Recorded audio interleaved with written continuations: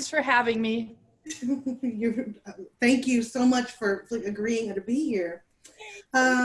Just a little intro. Janet is a FEI 5-star judge, USEF Dressage judge, and USEF sport horse. No, I'm not one of those anymore. I resigned. Oh. I'm not a sport horse breeding judge anymore. Oh, I did not know that. Okay. No, great. too many years of standing out in the middle of the arena, dodging the front hooves of the stallions and the back hooves of the babies, and being poured on at Devon and being baked by the sun in the south. So no, I've done that for 30 years, so I'm finished with that. Well, you know what? I don't think that I can blame you for that. Yeah, but you know, she's a lifelong equestrian, a clinician, educator, a mentor, trainer, and author of the book that we are going to be talking about tonight, which is the dressage for the not so perfect horse. She's an icon in the sport of dressage, and we are so lucky and so blessed to have you here tonight with us. Thank you so much and welcome. We had a meeting, let me find the questions, last week. And we came up with a bunch of interesting questions. And I guess that we'll just start with, well, fear, I guess. Who's afraid, the horse or the rider? Well, it's going to be both, actually. Okay. It's the first one is going to be dealing with the rider's fears.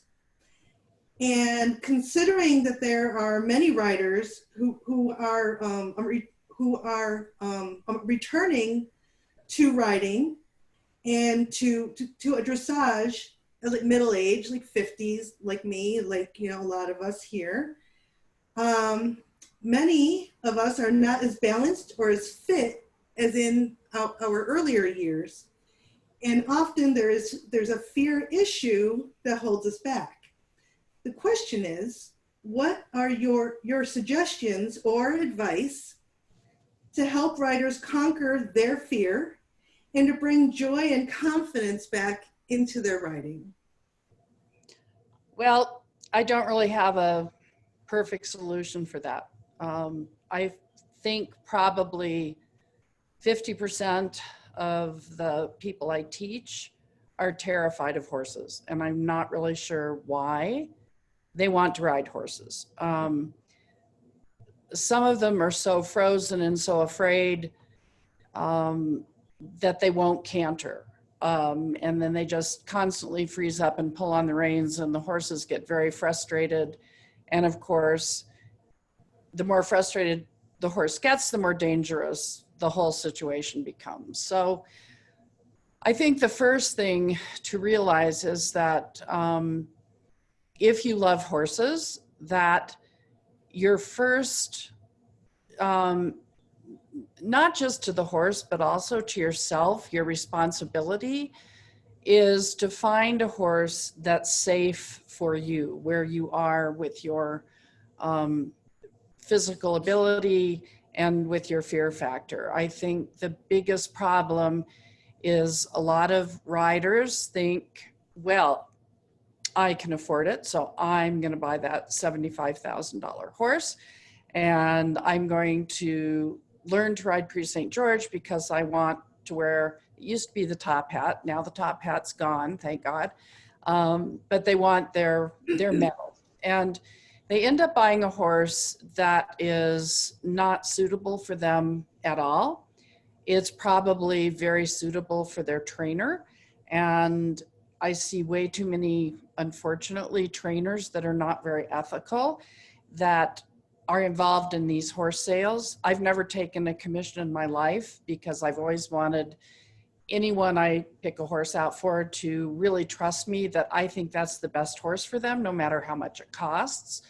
But I've not seen that happen a lot. There are trainers who pick the perfect horse for them because they know that the owner's never going to be able to really ride it. So, hey, in the meantime, I'm going to ride it and show it, and I'm going to have this really nifty horse, and I can go out and help build my career and my my resume with your money, basically. So I think the fear factor, number one, everybody has to take a responsibility and tell themselves, I'm afraid. And then they have to be honest, and they have to tell the trainer, I have these fears and this is what I have to deal with. And if the trainer then is truly a good, honest, ethical trainer, they would say something like, well, let's start with something small, something that's not a fancy mover, something that's easy to sit, something that has a kind heart and a willing nature. And are you going to go get 70%? No, but you can learn to ride the test, you can learn to be in the show arena, you can build some confidence, and you can have some fun. After that, all of those pieces in place, now we move up the next step. And in the meantime, this rider has developed some fitness and developed some riding skills. And she's not going to have a crazy Dutch warm blood that has no brains leaping and flying and dumping her off every other week. So for me, you know, I don't have a solution, except that I think everybody has to be, number one, honest with themselves. Number two, they have to be honest with their trainer. And if their trainer doesn't hear them, then they need to find another trainer. Not everybody has to ride with Robert Dover. There are a lot of really wonderful ethical trainers that they themselves have maybe never shown above third level, but when you're starting out, that's fine. You need someone to help you and build confidence, put you on the lunge line. If your trainer won't put you on the lunge line and won't give lunge lessons, find another trainer, because that trainer's not interested in standing in the arena with a lunge line in their hand. I love to give lunge lessons. So I just gave one to an 11-year-old girl in Houston last weekend.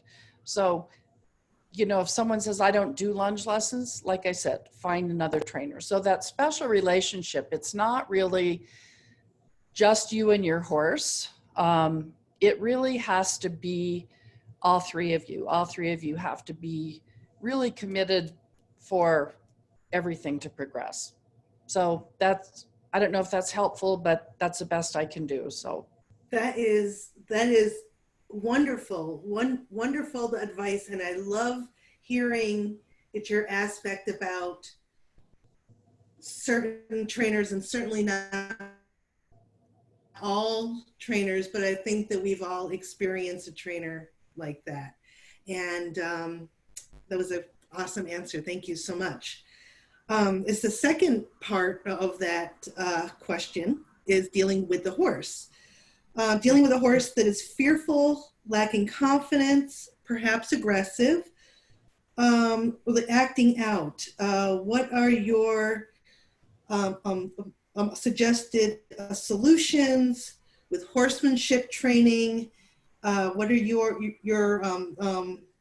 experiences for better groundwork to create a better bond and confidence of both horse and rider?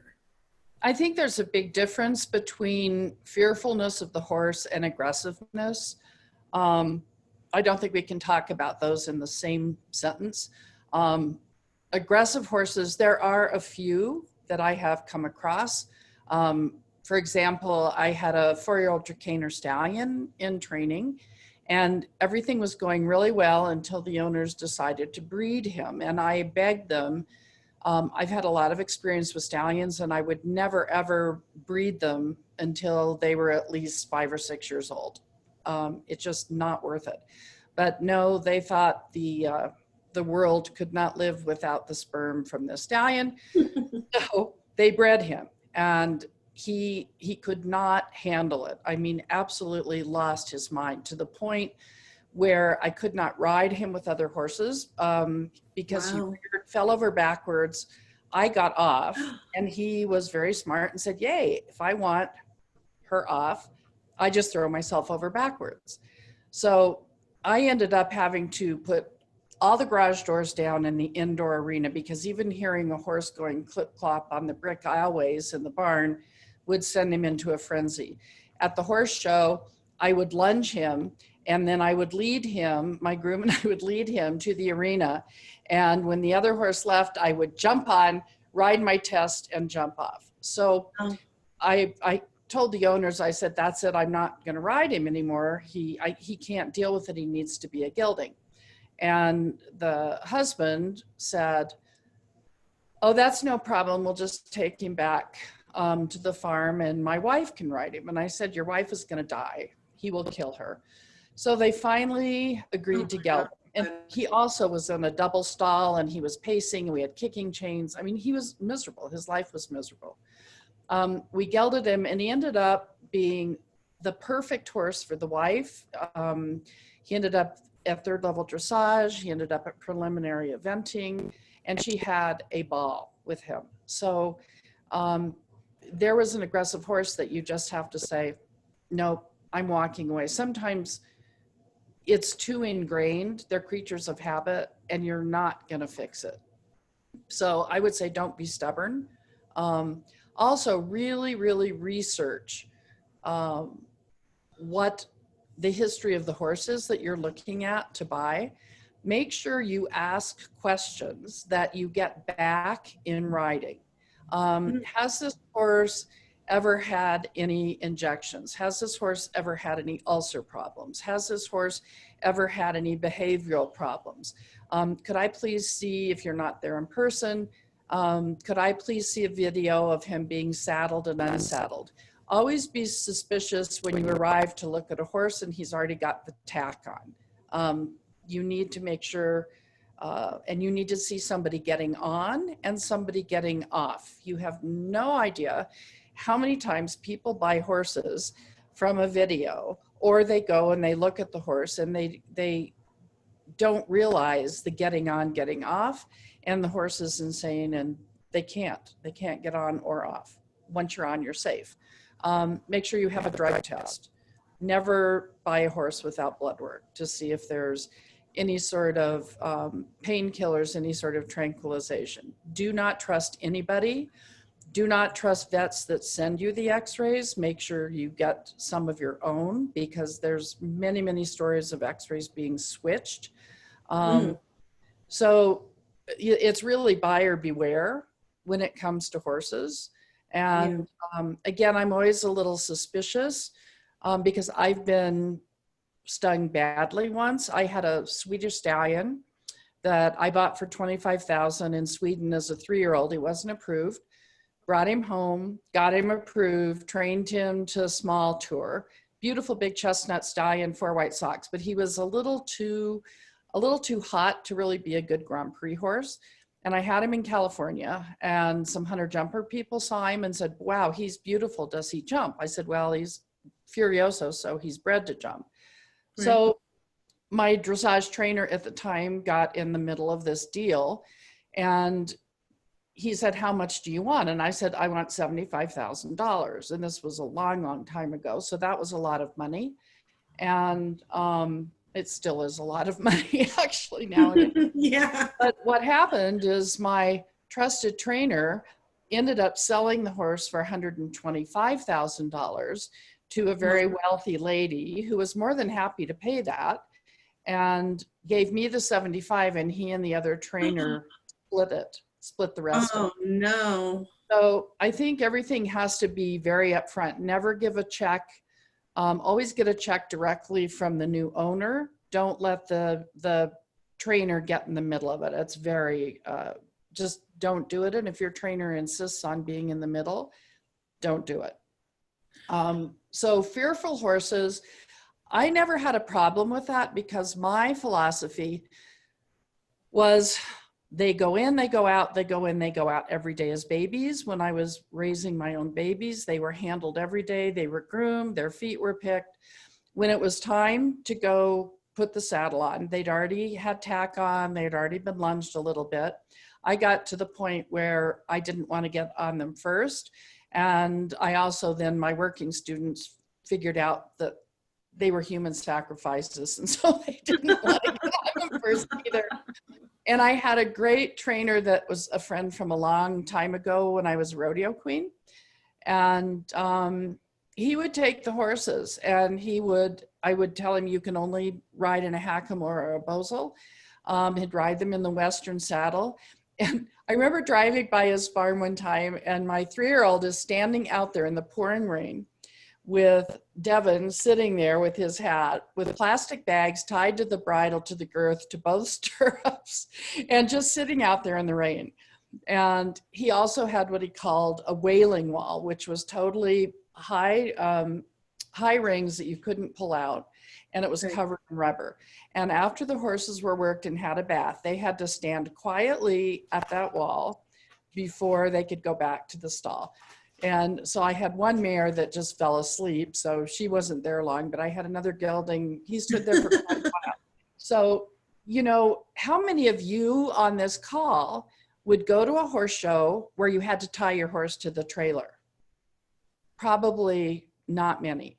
So I always used to laugh and say, yes, dressage horses may be trained, but they ain't broke. Okay. So some of these very basic things, if you're trail riding and a plastic bag blows underneath you, you're going to die if your horse isn't used to being desensitized for that sort of thing. I have a friend in Idaho, Nadine Schwartzman. She has these big dinosaur costumes. So she rides her horses eventually with a dinosaur costume. She puts pool noodles out in the arena. She puts pool balls. Anyway, she takes the trash out on her 3-year-olds and dumps them in the garbage can. So anything I know that she started, I know is going to be totally safe for somebody. So you need to have somebody who has that sort of idea. I am totally against this round pin stuff. This where they chase them around and make them wheel and turn. Totally will blow out a warm blood's hocks. Don't do it. Don't do it. If you maybe have an Arab or maybe a quarter horse, it's just not good. You know, ask your vet. It's not good for any horse to do, as a young horse before their joints are closed, to do all of that spinning and turning stuff. That I am 100% against. Some of the other things that they do, I think are fine. You know, how they load the horse, unload the horse. But yeah, that I'm against. So we have a good police horse trainer here, and he does clinics for RMDS. That's something you all could investigate. Does any of your members know anybody who works with police horses? Would he be able to come to a clinic and show you all, you know, how to start working with the horses to desensitize them? The other thing you all have to realize is that the horse's eyes are not connected by crossover cells. So when they see something out of their right eye and they get over it out of that sight, when they turn around and see it out of their left eye, it's going to be a totally new scenario. So I think understanding a little bit the physical aspects of the horse is important, because I see too many times the horse is turned directly toward whatever's scaring them, and they have that cone here that they're totally blind. This where their eyes come into that triangle, they're blind. So when you turn their head right at whatever is scaring them, I mean, that to me is stupid. That's stupid riding. You know, that's why shoulder in, shoulder for is such a good tool, that you let them see it out of a side eye, and you keep them a little bit interested in your inside leg at the same time. Wow, great advice. Thank you so much. Our next question, it involves the horse's natural movement.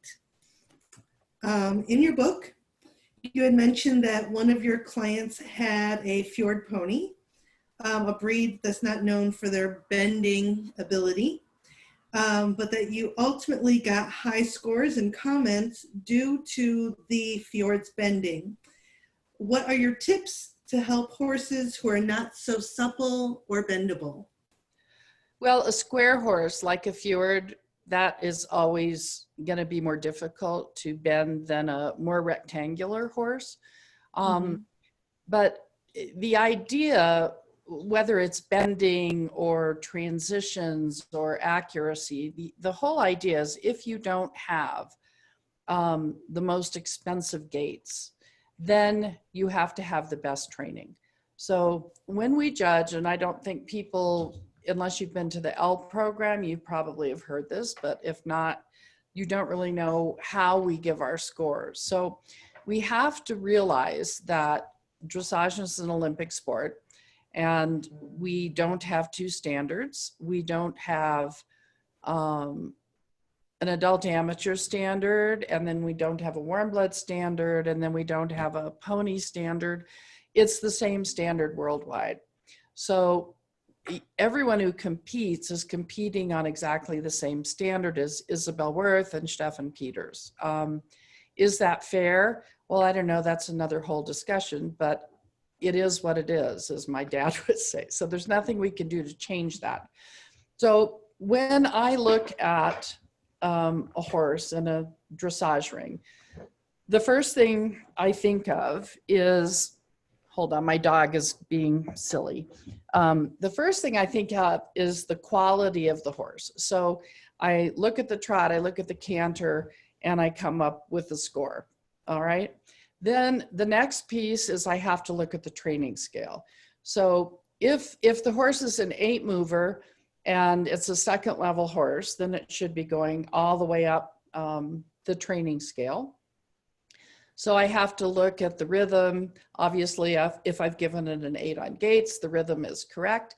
Then I have to look at the connection, the contact, the straightness, the impulsion, and the collection. If that's still all is good, then my score stays 8.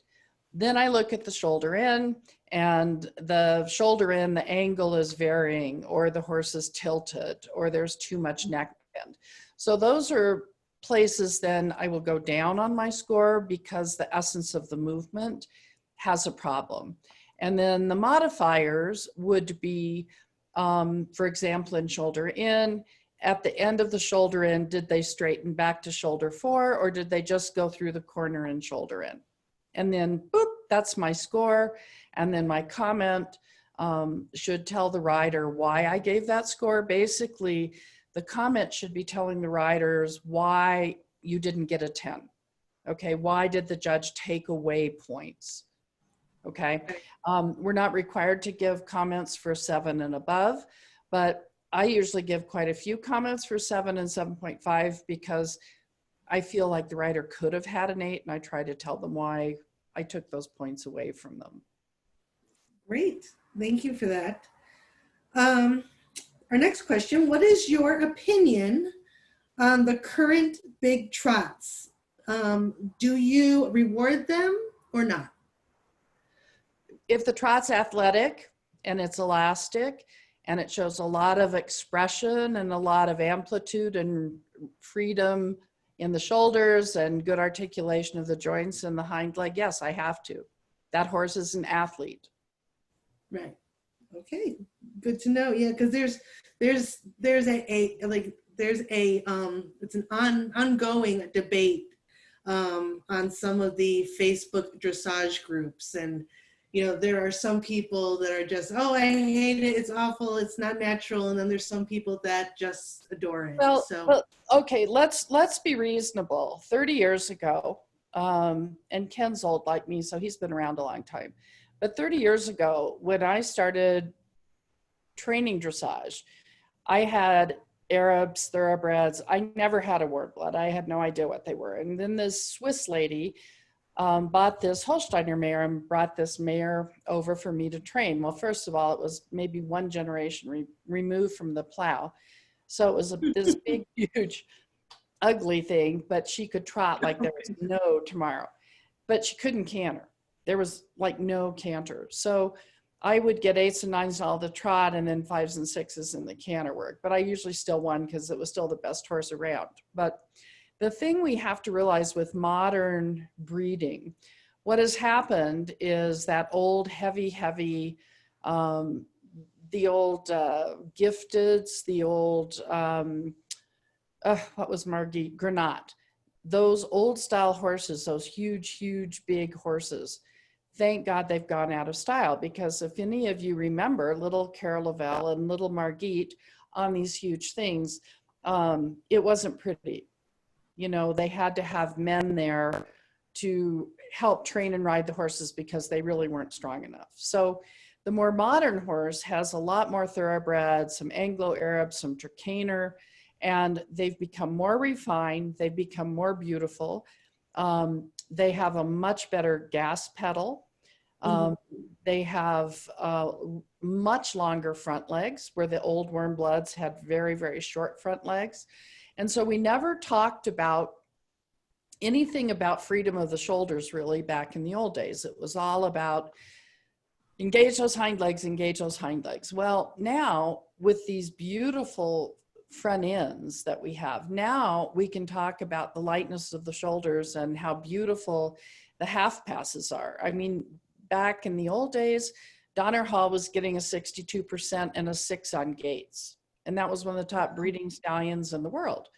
So, you know, now we have this Lord Everdale who is getting 10s on his walks and is just spectacular to watch. So I had a long discussion with Hillary, because Hillary is like the smartest person I know. And I said, Hillary, okay, in my opinion, with the conformation of the modern horses, there's all of this blah, blah, blah, blah, blah backlash about the canons of the hind legs not matching the canons of the front legs. And that was something from way, way, way, way back when we had the old warm bloods with short front legs, that those cannon bones had to match in the extended trot. Okay, I said, I don't think that's possible.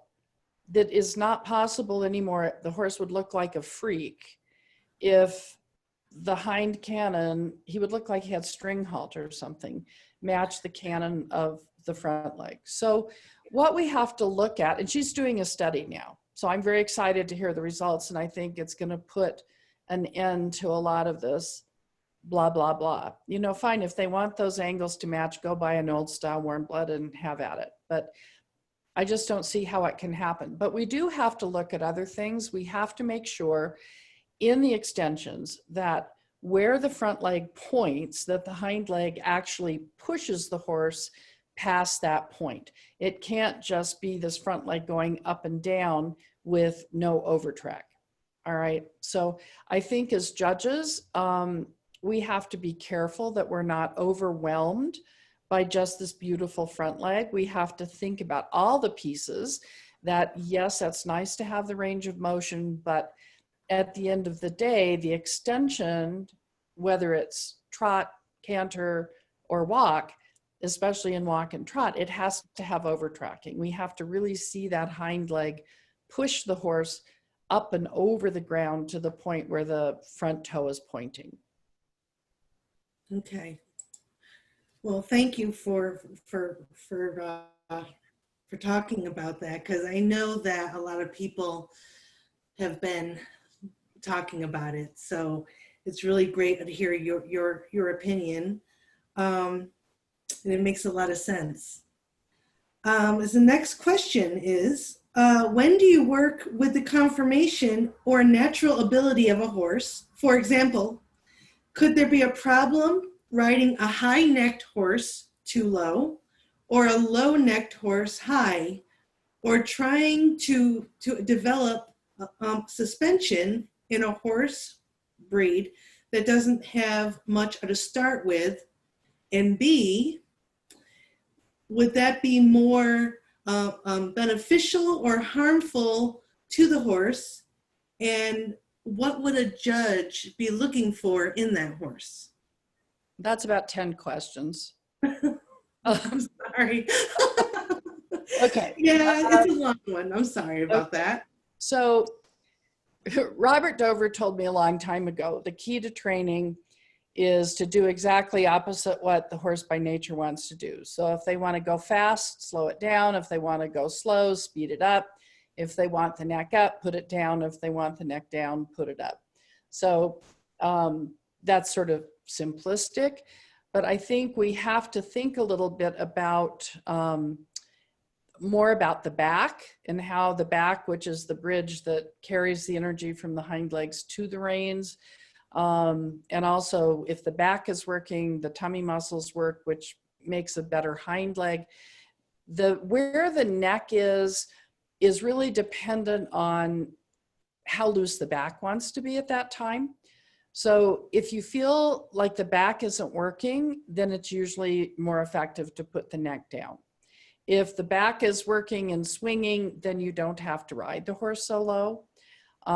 Sometimes I see people ride the horse so low for 2 years, and then it's like, yay, now I'm going to do collection. Well, good luck trying to get that neck up after you've had it down for 2 years. So, you know, there's no cookie cutter recipe. It has to be a little bit the feeling and what do you feel with the horse, with the rest of the horse, and how the horse is using that bridge. Okay, so that's sort of the neck issue. It's never harmful to have more elasticity and more suspension in a horse. So that question doesn't make sense to me. Some horses, I had a thoroughbred mare that was half starved off the track, croup high, somebody brought in training, and I thought, well, she's gonna maybe end up second level. Well, she ended up pre-St. George. I won all the regionals. I gave her to Sandy Holtz, who used her as her young rider horse. See, I'm really old. Sandy was a little teeny kid back in the old day. So, you know, you never know. It's one of those things you have to say, you know, I really don't know. You hope that that makes a Grand Prix horse, or you think that it will or it won't. But I had 7 horses that did not do one of the Grand Prix things. So they would piaffe and do the ones, they wouldn't passage. Or, you know, it's not Grand Prix if it doesn't do all 3 of those things. And not every horse can do that, whether it's mentally, physically. A horse that has that more grounded trot is probably going to piaffe like a little star, but it's going to have difficulty passaging. So, you know, every horse is individual. You just don't know. You start, you train them, and you see where they go. All right. Sounds good. Thank you for that. We have a couple questions on clarification of the exercises. Since it is such an important exercise, could you please explain the nose, tail to the wall leg yield? In the book, it says that when you're doing a turn on the forehand, to sit in the middle, when doing a leg yield, to sit in the direction of travel. Aren't these 2 exercises similar? And why the difference in the seat aid? The difference, they are similar. The difference in the seating is the turn on the forehand, you're not moving sideways, you're staying on the spot. We train the horse to move away from our leg under our weight. And so if you try to do a turn on the forehand and shift your weight, they're going to think they should move that way, and then they're going to fall into the outside shoulder. Very good. When in counter canter, can you give more details on seat, position, and aid? Well, I think it's pretty clear in the book. There's a whole chapter on flying changes and a whole chapter, but counter canter, any kind of canter, you sit in the direction of the hind leg, of the leading leg. So if you're on the right lead canter, you sit on the right.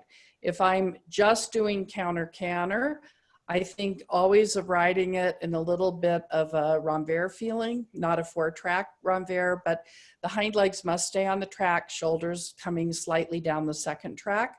You don't want to overbend the neck. That's a big mistake. You want to think of counter canter a little bit more like the front end, a little bit straighter with a little more position behind the saddle, a little bit more like a J rather than a parenthesis. So, you know, the first thing that happens in counter canter when people feel something going wrong is they pull on the inside rein and bend the neck, and then the horse falls on that outside shoulder and loses the counter canter. So the counter canter can be ridden with either the inside leg being active or the outside leg being active. And it a little bit depends on what the rider feels. if the rider feels the horse falling through that outside barrier, the outside aids that are not keeping the horse up onto that hind leg, then the outside leg is going to be active. So it depends on what the rider feels. Okay. All right. So in your chapter, I'm discussing the flying changes. A common problem seen among students and riders at the show. Horses are being late behind. What are your suggestions on solving that problem? Okay, the exercise where you go renvers, shoulder four, half halt change. I find there's a huge hole when I travel around the country doing clinics. I ask riders, what is your half halt for the flying change? How do you tell your horse we're going to do a flying change? And they look at me like, what do you mean? And I said, well, you know, starting at second level, every movement has its own half halt. And that's very clear in my book. So that we tell the horse, this half halt means we're going to stay in counter. This half halt means we're going to do a flying change. This half halt means we're going to do a half pass. This half halt means we're going to do a shoulder in. So that when you put the actual aids on the horse doesn't like a what? Which is what happens with a lot of flying changes. They're shocked because the rider's not prepared them with a half halt. They just change their legs and then the horse isn't ready. So that's why they're late behind. By doing the renvers, shoulder four, and then the new inside leg puts them to the new outside rein. You guys are going to have to go to the chapter on flying changes. It's chapter 16, and it's 10 pages long with lots of exercises and explanation. It tells you what to do if they're late behind, what to do if they're late in front. It's too complicated to do it here because we have inside, outside, right, left, and that's what gets complicated. Yes, I agree with that. All right. There's a question. What is the difference between turn on the haunches and the walk pirouette? And from which level is the ladder asked? The ladder. Okay. Well, the turn on the haunches is done in medium walk. So you're allowed to move 1 meter, which is 3 feet, and that's in second level or some of the junior tests. So if it says turn on the haunches, it's medium walk and it's a little bit bigger. All right, think of working pirouette, that's like turn on the haunches. Walk pirouette is done in collected walk, and the horse should walk around with the hind legs doing this. They shouldn't have any sort of sideways feeling. And that starts at the level which introduces collected walk, which is 4th level. Okay. All right. The halt rein back. How is it judged? Is there a difference in how it should be executed in lower levels and FEI levels? Well, of course, when it's first asked for, the term willingness is important, and we're not as picky because we say 3 to 4 steps. We're not exactly counting. Certainly at Grand Prix, you better have the right number of steps or your score is going to go down, and you better stay uphill and you better stay straight. But the halt is basically a modifier, but it's difficult to get the rein back to be diagonal pairs if the halt's not square or at least balanced. We count the steps going back with the front legs and the steps going forward with the hind legs. We used to have that shackle, that swing. You should not halt. You should go back and then forward. You should not halt after the rein back. Even though it says that in the rule book, we just noticed, Gary and I, as we were redoing judge training things, we were like, oh my God, look at that. It says you're supposed to halt. So now we can't just take it out because that's not how things work in our federation. We have to go through this whole rule change thing to take that out. But don't halt because you're not supposed to. So the halt is sustained. You don't have to do the 3 seconds for the halt before the rein back. The 3-second rule for halts basically only talks about the beginning and the end halt. Okay. I find if you halt in shoulder 4, your halt will be straighter and will stay more uphill. Okay. And your rein back will stay more uphill. Okay.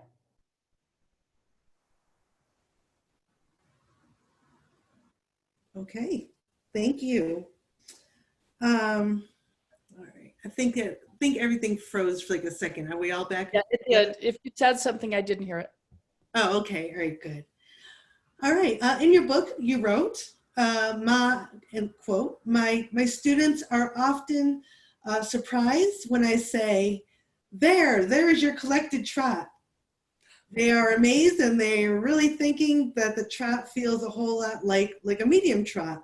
I also tell them that if the collected trot feels divine and it is easy to sit, it is no doubt wrong on page 61.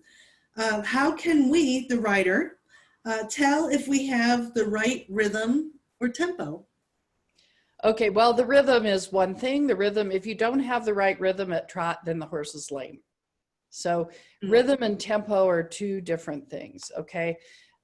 Tempo is the repetition of the rhythm. So 1, 2, 1, 2 is a rhythm and a Right. tempo, all right? 1, 2, 1, 2, 1, 2 is a different tempo with the same rhythm. All right, so we have to be careful how we use those two words. They're not necessarily interchangeable. Okay. The most important thing in your training is the use of this pendulum, where you go smallest steps, bigger, bigger, biggest steps, back and forth, back and forth. It's a little bit like the weightlifting of dressage. And you start working on that at first level because you have lengthenings. And you never just go racing all the way across the diagonal. That's never going to train the horse to do anything. So it's these little short bursts of forward, back, forward, back. So the pendulum at Grand Prix goes from here to your extended paces, all the way down to up here to your piaffe and your canter pirouettes, which are the smallest trot and smallest canter, and then in between. So Grand Prix has maybe, I don't know, 7 trots, 7 canters, somewhere in there. And your training level horse, the pendulum's just here. There is no swing because you haven't really started to work on that. And then gradually, but remember that you can't go bigger until you can go smaller. So you will find your collected trot as you start to work this pendulum, and it will also make the horse much stronger and also more reactive to your aids. Great. All right, let's see. All right, the last question in this category. If your horse's evasions have changed, which are signs? I'm That's sorry? good. That's always Okay. good. If the evasions are changing, they're learning something. Well, okay, all right. Be So, happy for that. all right. So which are the signs of moving forward and which are the signs of moving backwards? In other words, is there an example of a positive evasion? Okay, here's a good positive one. If you're trying to canter on the right lead, on the long side, and I'm saying he's falling on the left shoulder, he's falling on the left shoulder, I want you to keep your right leg on and I want you to counter flex him to the left, stay in your shoulder forward to the right. But I don't want you to do that with any right bend because he's pushing to the left. So if your horse finally gets straight and upright, not falling out this outside barrier, and we're cantering down the long side, and all of a sudden he does a flying change, it's like, yay, that's a good evasion, because now you finally made him so balanced that that flying change was possible. But when he's collapsed over here, leaning into the left shoulder, there's no way he could do the change. So that's a good evasion. Okay. Thank you very much for that. I wanted to ask you a question that came up in the chat room. Considering the horses could be changed when moving up the levels, how and when would you retire the horse and still be a good owner? would you push up training until the retirement barn pasture is the only option? Or is it better to find another home where the horse can have easier work and maybe some lower level work? Well, I will tell you, it just really breaks my heart in the show ring when I see an older horse being pushed past what he should do. He should no longer be an FEI horse because he really can't do extensions, and he's older and he's stiff. And I just think that poor animal, you know, why is that rider out there still doing this? It makes no sense to me, especially in the show ring. I think if you have an older horse and you understand the limitations, you can still ride him, you can still have lessons, you can still enjoy him, but you have to realize I'm never going to do any more extensions. I maybe am not going to work on canter pirouettes. I can go have some fun with my zigzags and my changes and my other things. And I don't have to be so concerned about the quality of the collection because I'm not going to the show. So there, you know, certainly there's a use, but if you're determined to be in the show ring and showing and you can only have one horse, then I think finding a young person who could show the horse at training first and second level is a great idea. I know I retired one Grand Prix horse and he stood by the fence, wouldn't go out in the pasture, stood by the fence and kicked and banged until he was like gonna go lame. So I'm like, fine, okay, you're 18 years old, you don't want, he'd been doing Grand Prix since 9. And I thought, I'd already leased him to one student to show small tour. So I thought, fine, we'll bring him back in. So I just started using him as a lesson horse, and everybody loved that. And then finally, I gave him to donated him to a barn that did the handicapped riding.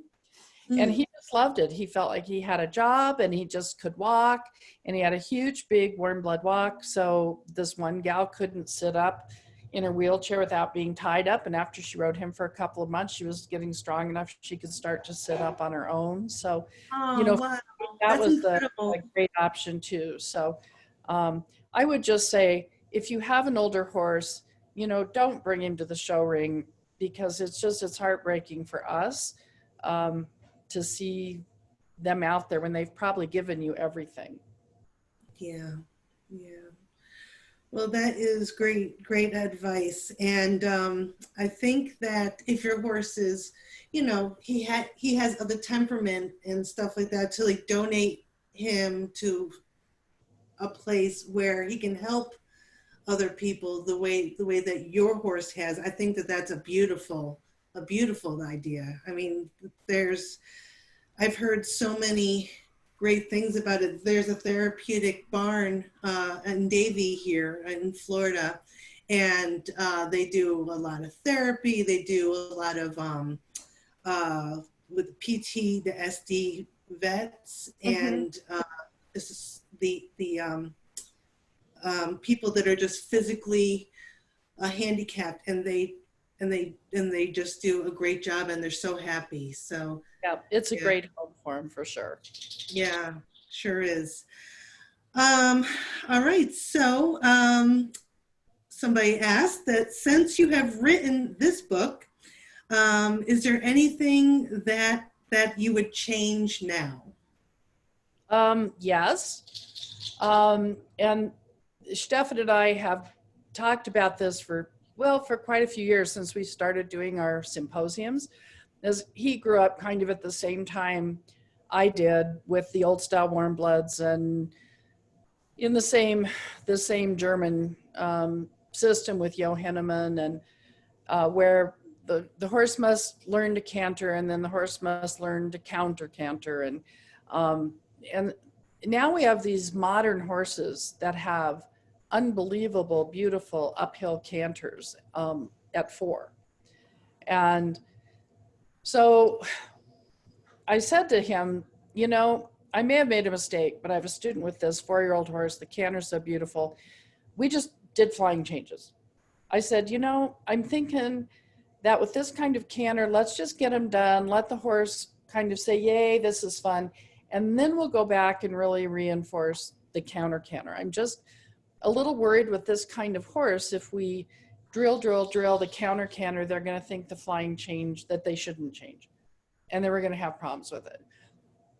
So he said, you know, that's really weird because I've been thinking the same thing. So I said, well, we don't have another symposium for you, so let's go do that. Let's go do that and see if we have any bad stories to come back. And so we did that, and we went out and we experimented on our students and their horses. And we came back and said, you know, that was the right thing to do. The horses accepted it as part of their training. There was no Yahoo buckaroo. There was no excitement. It was just, you know, Right. great. Everything worked out great. So I would say now, which I don't have on my book, but I would say if your horse by nature has a really super balanced canter, don't be afraid to do the changes sooner and then go back and reestablish counter canter. Okay, great. Thank you so much. I just wanted to take the last few minutes, if you don't mind, and ask some of the questions that we've been getting on chat, if you don't mind. Sure. Okay, great. Let me see. I want to see if I missed any from the beginning. Okay. I saw one come up about first level lengthenings. Yes. Yeah, and I think for me, everybody should buy the book Cavaletti, and they should do with their young horses Cavaletti work once a week, because first of all, they get bored. Secondarily, the Cavaletti and ground poles are absolutely amazingly helpful at teaching the horse to shorten and lengthen, because you change the spacing on the poles. And then you can also change the height a little bit if your horse is a little bit lazy in the hind leg. So I'm all for doing that rather than just kicking and pulling and trying to make it happen. So yeah, the Klimke book on Cavaletti is like super, super awesome for all of those things. And then later, when you're starting to work with a little passage, you also can raise the Cavaletti, and we call them passage poles. It's just an awesome way to introduce that as well. Or take your horse trail riding and run into a herd of deer or a bunch of you know, quail coming up from that also works. It's just a little all bit those fun things. It's a little more heartrending. Yeah, it's a little scarier. Well, I just want to invite anybody who may have a question for Ms. Foy. If you would like to ask that question now, maybe in the chat. Another one about straightness too, and I am the pickiest. From the first moment you get on the horse and shorten the reins, you have to be in shoulder fore. I don't care if it's a 4-year-old. The 4-year-old, 3-year-old doesn't understand the inside rein, but they certainly should know inside leg, outside rein with a little outside flexion. So hind legs on the rail, shoulders slightly in front of the hind legs. That's how we collect a horse. There's only 2 movements in dressage that have the forehand on the line of travel: haunches in and half pass. Okay, every other movement has the hind legs on the line, shoulders slightly displaced. And then I will say, except piaffe, passage, and the one-time changes. And those are the only 3 movements where the horse can be totally straight like an L, because both hind legs are engaged and carrying the same amount of weight equally. Every other movement has one leg that carries, the other leg pushes. If you think about a canter pirouette, the inside hind carries, outside hind pushes. Same thing with the half pass. Inside hind carries, outside hind pushes the horse up and over. So we have to think about that. Shoulder fore is the most important. Whether it's with inside flexion or outside flexion, it doesn't matter. Okay, thank you.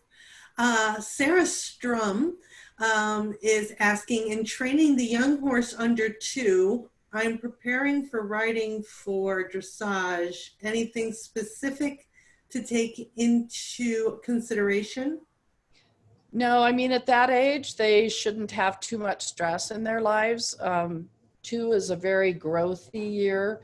They should be handled, they should be brushed, they should lead, they should never be lunged at that age. Make sure you have the vet x-ray to make sure their knees are closed before you do too much lunging.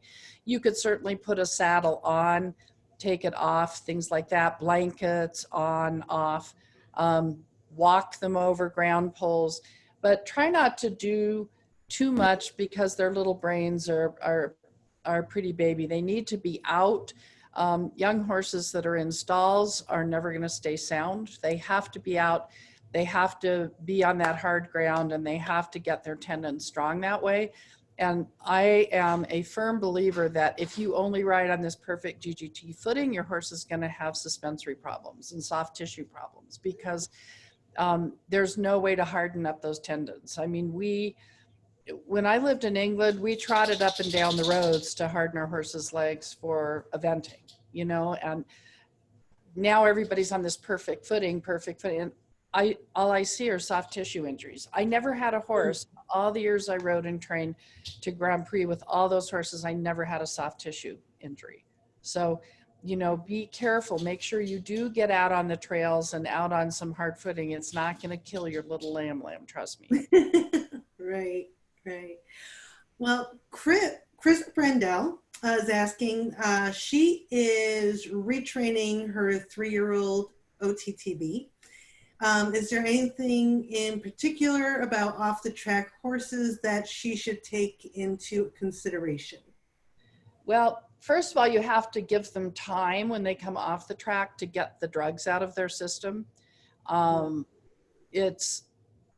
It's really scary, and it's in a way horrible. There are a lot of, it happened once at my barn, and I've talked to other people, and I guess it has happened to other people where the horse had a little bit of an infection. It settled on his heart valve, and it ate through the heart valve, reared up, bled out, died. So, you know, you have to really be careful with the off the track thoroughbred and think about making sure all the drugs clear their system and give them time, and really have a good vet that keeps an eye on those things for you before you do too much work. They are trained to, the more you pull, the faster they go. Mm-hmm. So that's totally opposite of what we want. So that takes a little bit of work. They only run to the left. So they love to lean to the left. They're much more difficult to the right, which is opposite of most horses. Most horses are right-handed rather than left-handed. But I think they're so smart and they're so willing. It just, you know, be patient, take time. And Fisher has a question. I'm so sorry. I guess that we froze and I didn't realize that. Okay, go ahead. Knocked over you. No, please. No, I'm finished. I said just take your time with them. Okay. All right. Lauren Fisher, she has a question. For starting the Piaffe under saddle, her horses, I guess, half steps are a little too passagey. And any advice on how to fix that? Well, yeah, sometimes you have to accept, I don't know if she's already trained the passage first. Sometimes people train the passage first because it's easy for the horse, and then it's very difficult to do the Piaffe. I always did the Piaffe first because it's a quicker tempo, and they learn to use that slower tempo a little bit as an evasion. Sometimes going back to work in hand will solve that issue and not do it under saddle. I do a system where I put them in the cross ties and touch the hind leg with a whip until they lift it. Mm-hmm. And then I give them sugar, then I touch the next one, and then I teach them to hold the leg up. So that system works really well then when you come in hand, because they can associate what you did in the cross ties with what you're doing there, and it's not scary for them. Right. Some horses you just have to accept. If you think of Rembrandt and a little bit Verdades, he's retired, so we can talk about him now. The Piaf never really sat. Okay, those two horses got very, very, well, Rembrandt got very high scores on Piaf, Passage, and the transitions. Verdades got very high scores on the Passage and the transitions, not so much the Piaf because he was always out behind a little bit. But the idea is, even if you have a horse that you have to say, okay, we're just going to think Passage because that's easy for him, and then we're going to slowly make it smaller, smaller, smaller, then bigger, bigger, bigger. You're still using your pendulum. Eventually they understand a little bit the smaller Passage, which then you can turn into Piaf. It just, it so depends on the horse. Okay. Well, does anybody else have any questions for this last couple minutes of our meeting, of our wonderful question and answer? Well, I do have one that's a little off topic. One of our attendees here tonight often scribes for you or for the finals in Kentucky. Sorry. She told me that one day she'd love to scribe for you. It would be a dream come true. Is there a way to make that happen? Well, I don't really control who scribes for me. It's Deborah Reinhardt at the finals. She assigns the scribes to the judges. Certain judges can be a little more temperamental.